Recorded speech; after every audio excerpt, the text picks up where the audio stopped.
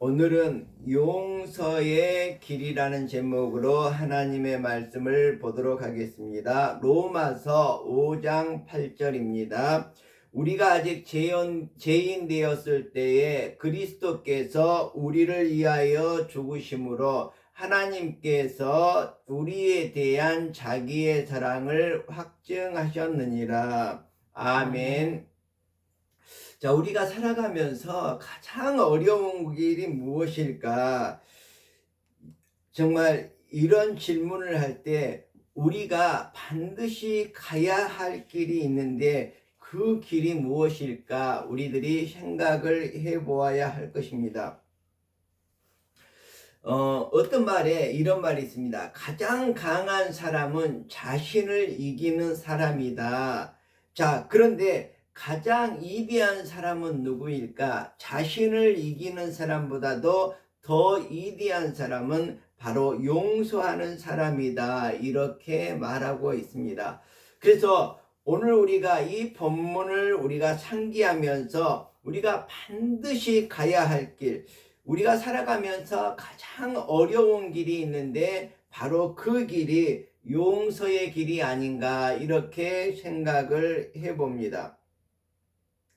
자, 소크라테스가 아테네 광장에서 많은 사람들을 이렇게 가르치고 있었습니다. 그때 한 젊은이가 다가와서 소크라테스에게 온갖 욕을 퍼부으면서 뺨까지 때리고 가는 것입니다.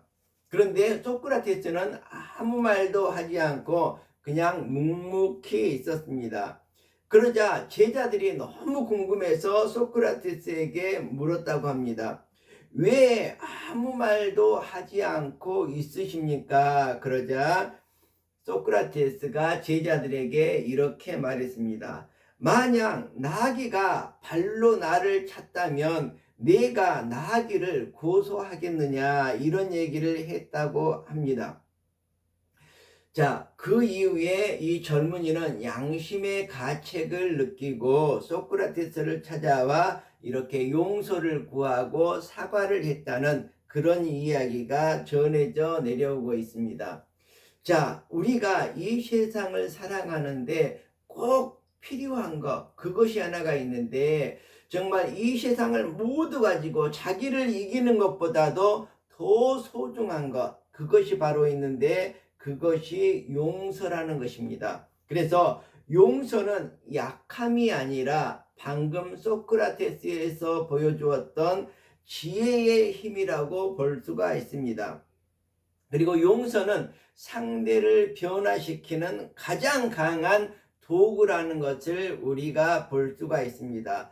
우리가 영화라든지 드라마를 보든지 사극을 보면 이제 부모의 복수를 하기 위해서 칼날을 가는 장면들을 많이 보았습니다. 우리가 복수를 위해서 칼날을 가는 것보다도 바로 용서의 힘이 훨씬 크다는 걸 말하고 있습니다. 성경에서도 말하고 있습니다. 너희가 원수를 진정으로 이기려면 용서하고 그를 사랑하라고 말하고 있습니다. 이렇게 할 때에 핀 숯불을 이글이글 타오르고 있는 핀 숯불을 그 원수의 머리 위에 올려놓는 것과 같다고 성경에서는 말하고 있습니다. 그래서 우리가 진정으로 원수를 용서하고 사랑할 수 있다면 바로 그거에 대한 책임은 바로 하나님께서 져 주시겠다는 것이죠. 우리가 기도할 때에 아무에게나 혐의가 있으면 어떻게 해야 할까 이런 질문을 던져봅니다. 마가복음 11장 25절에 보면 서서 기도할 때에 아무에게나 혐의가 있거든 용서하라. 그리하여야 하늘에 계신 너희 아버지께서도 너희의 허물을 사하여 주시리라. 이렇게 말하고 있습니다. 우리가 기도할 때에 기도만 하는 것이 중요한 것이 아니라 기도를 멈추고 용서 먼저 하고 와서 하나님께 기도해야지 진정한 기도를 할 수 있다는 것입니다. 자, 이처럼 우리가 성경에서 이렇게 우리에게 묻습니다. 하나님은 너를 어떻게 대하셨는가? 하나님은 정말 죽기까지 우리를 사랑하셨고 죽기까지 우리를 용서하셨습니다. 오늘 본문의 말씀에 보면 우리가 아직 죄인 되었을 때에, 그러니까 예를 들어서 우리의 원수가 있으면 그 원수가 바로 죄인이지 않습니까? 우리가 정말 모든 것을 회개하고 정말 깨끗함을 받고 그러한 상태에서 형기를 모두 마치고 그러한 상태에서가 아니라 우리가 죄인으로 정말로 용서받을 수 없을 때에 그리스도께서 우리를 위해서 죽기까지 용서를 해 주셨다고 오늘 본문은 말하고 있습니다. 그래서 용서는 조건부가 아니라 선제적인 뜻입니다. 너가 잘못을 구했기 때문에, 너가 회개를 했기 때문에 내가 용서를 하는 것이 아니라 너의 잘못 그대로 두고 내가 그 자체를 용서한다는 것이 바로 성경의 뜻이라고 볼 수가 있습니다. 그래서 우리 사람들은 너가 바뀐 후에 그 사람을 용서하고 그 사람을 사랑하지만 하나님의 사랑하심은 우리를 먼저 용서하시고 그 용서하심으로 말미암아서 우리의 삶이 바뀌어지는 이런 삶을 우리들에게 주신 것입니다. 용서는 상대가 자격을 갖추었기 때문에 우리가 용서하는 것이 아니라 하나님께서 먼저 보여주신 용서의 본을 따라서 우리들도 그 사랑에 응답하는 것으로서 용서를 해야 될 것입니다. 마태복음 18장 21절에 보면 예수님의 말씀을 들은 베드로가 예수님께 주여 형제가 나에게 죄를 범하면 몇 번이나 용서하여 주리이까? 7번까지 하리이까? 이렇게 질문을 했습니다. 그런데 예수님께서는 뭐라고 말씀하셨습니까? 너에게 이르노니 7번뿐 아니라 7번을 70번까지라도 용서해야 할 것이다. 이렇게 말하고 있습니다. 그러면 7번에서 70번이니까 490번만 용서하라는 것일까요? 아니죠. 490번이 아니라 무한대로 1000번이든 10,000번이든 이렇게 우리가 형제를 용서해야 된다고 하나님께서는, 예수님께서는 우리들에게 말씀하셨습니다. 바로 십자가는 예수님께서 우리의 죄를 위하여 피 흘려 죽으셨던 이 십자가는 바로 용서를 뜻하고 있습니다. 바로 용서의 자리입니다. 바로 용서가 완성된 자리입니다. 십자가에서 예수님께서는 어떻게 말하고 있습니까? 주여 저들의 죄를 사하여 주시옵소서. 아버지여 저들을 사하여 주시옵소서. 예수님 자신을 십자가에 못 박아서 정말 죽이면서 조롱하고 희롱하는 그 사람들을 향해서 예수님께서는 용서를 하나님께 구하고 있습니다. 자, 이처럼 용서는 예수님께서 십자가상에서 완성된 그러한 자리가 바로 용서라는 것입니다. 자, 이제 하나님께서는, 예수님께서는 우리 마음속에 말하고 있습니다. 지금까지 원한을 품고 지금까지 모든 사람들을 정말로 내가 정말 갚아주리라, 정말 이렇게 살아갔지만 이제는 십자가의 길을, 그리고 용서의 길을 가라고 예수님께서는 말하고 있습니다. 자, 이처럼 예수님께서 십자가상에서 정말 감정이 아니라 정말 용서와 화해의 모습을 보여주셨습니다. 아버지여 저들의 죄를 사하여 주옵소서. 자신을 조롱하고 십자가에 못 박아서 죽이고 있는 그 사람들을 향해서 용서를 구하는 이러한 예수님의 모습을 우리가 볼 수가 있습니다. 이 예수님의 용서의 기도로 나도 바로 정말로 죄에 빠져 죽을 수밖에 없는, 죽어서 천국이 아니라 지옥에 갈 수밖에 없는 인간임에도 불구하고 예수님께서 저들의 죄를 용서하여 주시옵소서 이렇게 기도할 때에 저도 정말 천국에 들어갈 수 있는 자격을 갖게 되었다고 볼 수가 있습니다. 내가 정말 하나님 사랑 안에 머무를 수 있는 이러한 정말 선택을 할 수 있는 그러한, 그 이전에는 우리가 죄인이기 때문에 천국을 선택할 수가 없었죠. 그렇지만 예수님께서 우리에게 보여주신 이 용서의 결과로, 우리의 죄를 사여 주시는 결과로 우리가 천국에 들어갈 수 있었던 것입니다. 있는 것입니다. 자, 그러면 우리가 이 세상을 살아갈 때에 용서하지 않으면 어떻게 될까요? 바로 우리의 마음이 안악해지고 우리의 마음이 저 천국에 합당하지 않는다는 것입니다. 그 이전에 이 세상을 살아갈 때에 우리 마음에 자유가 없어진다는 것입니다. 우리가 이 세상을 살아갈 때에 많은 사람들이 공평을 외치고 평화를 외치고 정의를 외치고 무엇인가 이 사회를 바르게 하자고 외치고 있지만 그 무엇보다도 중요한 가치가 바로 자유입니다. 그런데 우리가 용서하지 않고 정말로 내 영혼을 정말로 옥에 가두는 행위가 바로 용서하지 않는 것이라는 것입니다. 그래서 우리가 용서할 때만이 내 마음에 자유가 주어진다는 것을 우리가 이해해야 될 것입니다. 성경에서는 말하고 있습니다. 어떤 임금이 종들과 결산을 하게 되었습니다. 근데 어떤 종이 1만 달란트나 빚을 지고 있었는데 임금께서는 이것을 용서해 주셨죠. 자, 그런데 이 1만 달란트나 어마어마한, 금으로 따지자면 이만큼만 커다란 이런 금덩어리를 용서를 받고 그것을 탕감을 받았으면서 길거리에 나가서 100데나리온 빚진 사람 친구를 붙들고 너 얘 나 돈 안 갚아 이러면서 돈 갚으라고 혼쭐을 내는 이런 것을 임금이 들었습니다.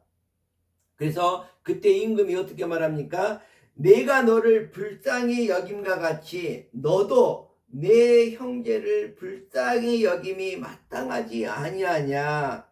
그리고 임금님께서 빚을 탕감했던 것을 취소하고 그 사람을 옥에 가두게 되었다는 이러한 내용이 성경에 쓰여져 있습니다. 우리들도 정말 내 형제와 자매를 용서하지 않는다면 이 불의한 이 종과 같이 옥에 갇히게 되고 자유를 잃어버리게 될 것이라는 것을 우리가 꼭 기억해야 될 것입니다. 그래서 마태복음에서는 이렇게 말합니다. 너희가 각각 마음으로부터 형제를 용서하지 아니하면 나의 하늘 아버지께서도 너희를 용서하지 않으리라 이렇게 말하고 있습니다. 그래서 우리가 용서함을 받고 죄사함을 받고 천국에 가는 길을 걸어가려면 우리 마음속에 먼저 내려놓은 용서하는 마음이 우리 마음에 있어야 된다는 것입니다. 그래서 용서의 길을 그러면 우리가 어떻게 걸어갈 것인가? 마태복음 6장에 보면 너희가 사람의 잘못을 용서하면 너희 하늘아버지께서도 너희의 잘못을 용서하시리라 이렇게 말하고 있습니다. 너희가 사람의 잘못을 용서하지 아니하면 어떻게 될 것인가? 너희 아버지께서도 너희 잘못을 용서하지 아니하시리라 이렇게 성경에서는 분명히 말씀하고 있습니다. 그러면 우리가 정말 용서의 길을 어떻게 걸어가야 될 것인가요? 먼저 십자가 앞에 나와야 합니다. 예수 그리스도의 십자가 앞에 나온다는 것은 예수 그리스도를 마음에 영접하고 십자가의 피로 말미암아서 나의 죄를 깨끗게 씻는 것을 말합니다. 그리고 내가 정말 원수를 직접 칼을 들고 총을 들고 주먹을 써서 원수를 갚는 것이 아니라 원수를 갚는 것은 하나님께 맡기라 그랬죠. 그리고 어떻게 합니까? 우리는 그 형제를 용서하고 사랑하게 되면 그 원수의 머리 위에 핀 숯불을 올려놓는 것 같은 그런 현상이 나타날 것이라고 성경에서는 말하고 있습니다. 이처럼 우리가 심판은 하나님께 맡기고 우리가 심판하는 것이 아니라 우리는 용서하는 길이 바로 하나님께 모든 것을 맡기고 나의 자유함을 얻을 수 있고 내가 진정한 십자가의 길을 걸어가는 그러한 순간이라고 볼 수가 있겠습니다. 그래서 우리는 이 모든 것을 한꺼번에 다 할 수 없습니다. 우리가 찬송가에 보면 한 걸음 한 걸음 주님 앞에 나아가는 이런 노래가 있습니다. 이것처럼 우리가 용서의 길도 정말 하루에 하나씩 한 걸음씩 한 걸음씩 이렇게 용서의 삶을 살아갈 수 있는 우리들이 되면 참 좋겠다, 이런 생각을 해보았습니다. 용서의 길은 바로 십자가에서 시작된다고 볼 수가 있습니다. 제가 조금 전에도 얘기했지만 가장 큰 용서는 십자가상에서 예수 그리스도를 죽음으로 몰아가면서 희롱하고 조롱하는 그 정말 참담한 그런 상황에서도 예수님께서는 그들의 죄, 바로 우리의 죄, 바로 나의 죄를 용서해 주셨다는 것을 느낄 수가 있습니다. 자, 이처럼 용서의 길은 뼈저리고 아프고 정말 협착하고 힘든 길이지만 그 끝에는 바로 생명의 길이 있다는 것입니다. 바로 천국이 있다는 것입니다. 우리에게 진정한 자유가 있다는 것을 우리가 잊지 말아야 될 것입니다. 우리가 아직 죄인 되었을 때 예수 그리스도께서 우리를 위하여 죽으심으로 말미암아서 하나님께서 이미 우리에게 대한 사랑을 증명하셨다고 성경에는 말하고 있습니다. 바로 우리가 모든 것들은 십자가에 맡기고 우리들은 용서의 길을 살아가야 될 것입니다. 용서의 길이 바로 진정한 승리의 길이고 진정한 자유의 길이고 진정한 성공의 길이라는 것을 우리가 기억해야 될 것입니다. 성경 창세기에 보면 야곱의 이야기가 나옵니다. 야곱에게는 12명의 아들이 있었는데 11번째 아들이 바로 요셉입니다. 근데 이 요셉을 아버지가 매우 사랑해서 우리로 말하자면 비단 채색 옷을 입히고 이 11번째 아들만 특별히 이해했습니다. 그러니까 그 이에 10명의 형제들이 이 동생을 매우 미워해서 죽여버리려고 했습니다. 자, 그런데 죽이지는 않고 이집트로 가는 상인들에게 노예로 팔아버린 것이죠.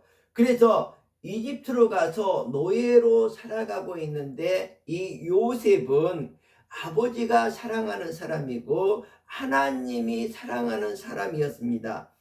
자, 하나님이 사랑하는 사람은 어떤 사람입니까? 바로 복 있는 사람입니다. 성경에도 보면 복 있는 사람이 가는 곳은 그곳이 복을 받습니다. 그 사람만 복을 받는 것이 아니라 그 사람이 속해 있는 그곳이 바로 복된 삶이 기다리고 있는 것이죠. 여러분도 정말로 내 주변의 사람, 정말 내가 서 있는 이곳이 복된 땅이 되게 하려면 여러분들은 복 있는 사람이 되어야 됩니다. 그래서 저는 우리 학생들이나 제자들에게 항상 했던 말이 있습니다. 가장 중요한 게 뭐냐 그러면 복 있는 사람이 되게 복 있는 사람으로 살아가라는 것이죠.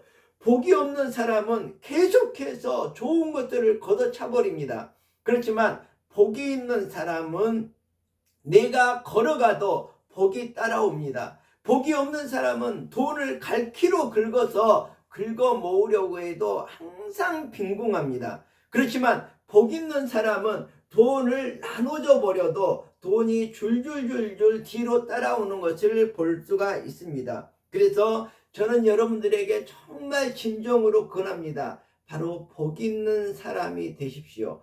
복 있는 사람이라는 것은 어떤 사람입니까? 바로 하나님이 함께하는 그러한 사람입니다. 하나님이 함께하는 사람은 어떤 사람입니까? 자, 남북전쟁 때 북군이 계속 패배만 연속했습니다. 그런데 어느 한 전쟁에서 북군이 큰 승리를 얻었습니다. 그때 국방부 장관이 링컨 대통령에 다가와서 우리가 이겼습니다. 하나님은 우리 편입니다. 이렇게 얘기를 했었죠. 그때 링컨 대통령이 뭐라고 했습니까? 지금 무슨 말을 하는 건가? 하나님이 우리 편이 아니라 우리가 하나님 편이라네. 이렇게 말을 했습니다. 이것처럼 하나님이 우리와 함께하는 이러한 사람은 바로 그 사람이 하나님 편에 하나님을 의뢰하는 이러한 사람이라는 것을 꼭 마음에 새기기를 바랍니다. 자, 요셉은 이처럼 복 있는 사람이었습니다. 그래서 요셉이 가는 곳은 항상 복이 임하게 되어 있습니다. 그래서 군대 장관 우리아의 집에 가니까 우리아의 집이 정말 축복을 받습니다. 그리고 나중에 이집트의 총리가 되었는데 이집트 나라가 커다란 축복을 받습니다. 이처럼 복 있는 사람은 그 사람이 가는 곳에는 복이 함께 따라다닌다고 볼 수가 있습니다. 저도 복의 사람이 되기 위해서 많은 노력을 하고 있습니다. 그 노력은 무엇입니까? 하나님이 나와 함께 해 주시옵소서, 이것입니다. 하나님이 나와 함께 하시려면 어떻게 합니까? 내가 하나님을 영접하고 예수 그리스도를 내 마음속에 영접하고 내가 하나님께 나아가야 되는 것입니다. 제가 성화 중에 커다란 성벽에 문이 있는데 그 성의 문을 똑똑똑 두드리고 계시는 분이 누구라고 했습니까? 바로 예수님이라고 그랬죠. 근데 그 성문에 특징이 있다 그랬죠. 바로 문고리가 없다는 것입니다. 왜 문고리가 없습니까? 밖에서는 문이 열리지 않는다는 것이죠. 바로 안에서만 문이 열 수 있다는 것입니다. 근데 우리는 예수님, 내 마음문 좀 열어주세요. 그리고 들어와 주세요. 이렇게 계속해서 우리가 얘기를 하고 기도를 하고 있는데 그것이 아니라 내 마음문을 활짝 내가 열고 예수님을 내 마음속에 모셔드려야 된다는 것입니다. 이처럼 요셉은 이집트의 총리가 되어서 이집트를 큰 축복의 땅으로 이렇게 가꾸게 됩니다. 그래서 7년 환난을 들었을 때 모든 나라들이 먹을 것이 없어서 굶어 죽게 되었는데 이집트만은 풍성한 삶을 살아갈 수 있게 만들었죠. 그때 어떻게 됩니까? 고향 집에서 먹을 것이 없어서 굶어 죽게 되었습니다. 그래서 흉년이 들어서 야곱의 아들들, 그러니까 요셉의 형들이 이집트에 양식을 사러 오게 됩니다. 자, 그런데 결국은 이집트의 총리가 왕 바로 다음의 사람이 바로 요셉이라는 것을 알게 되죠. 야, 요셉이, 우리가 요셉을 죽이려고 웅덩이에 던졌다가 그리고 노예로 팔아먹었는데 우리에게 안갚음을 할 것이다. 우리는 이제 꼼짝없이 이집트 나라의 총리가 된 우리 요셉에게 모두 죽임을 당할 것이다. 이렇게 이제 걱정을 하는 거예요. 그래서 요셉은 이렇게 말하고 있습니다. 당신들이 나를 이곳에 팔았다고 해서 근심하지 마소서, 한탄하지 마소서. 하나님이 생명을 구원하시려고 나를 당신들보다 먼저 보냈을 뿐입니다. 이렇게 말하고 있습니다. 이렇게 말했는데도 어떻습니까? 형들은 요셉이 우리를 가만두지 않을 것이다. 그리고 형들 앞에 용서를 해달라고 간청을 합니다. 그때 요셉은 형들을 위로하면서 다시 이렇게 말하죠. 요셉이 그들에게 이르되 두려워하지 마소서 내가 하나님을 대신하리이까. 자, 이 말은 무엇입니까? 바로 내가 용서하지 않고 복수하지 않고 칼과 총과 정말 정의롭다는 공의를 들어둔다면 바로 내가 하나님이 되어지는 것이죠. 내가 하나님이 되어서는 절대로 안 됩니다. 바로 하나님을 정말 해방하는 것이 되는 것입니다. 당신들은 나를 해하려 하였으나 하나님은 그것을 선으로 바꾸사 오늘과 같이 많은 백성의 생명을 구원하게 하려 하셨나이다. 이렇게 하시면서 형들의 모든 죄를, 자기를 죽이려고 했던, 그리고 자기를 노예로 팔았던 그 형들을 모두 용서하고 자기 가족을 그곳으로 모셔와서 정말 자유의 삶을 살아가던 것을 우리가 성경을 통해서 알 수가 있습니다. 우리는 서로 어떻게 이렇게 살아가야 될 것입니까? 바로 오늘 요셉의 이야기를 보고 에베소서에서는 이렇게 되어 있습니다. 서로 친절하게 하며 불쌍히 여기며 서로 용서하기를 하나님이 그리스도 안에서 너희를 용서함 같이 하라. 이렇게 말하고 있습니다. 자, 오늘 우리는 십자가 앞에서 이렇게 고백할 수 있는 여러분들이 되시기를 바랍니다.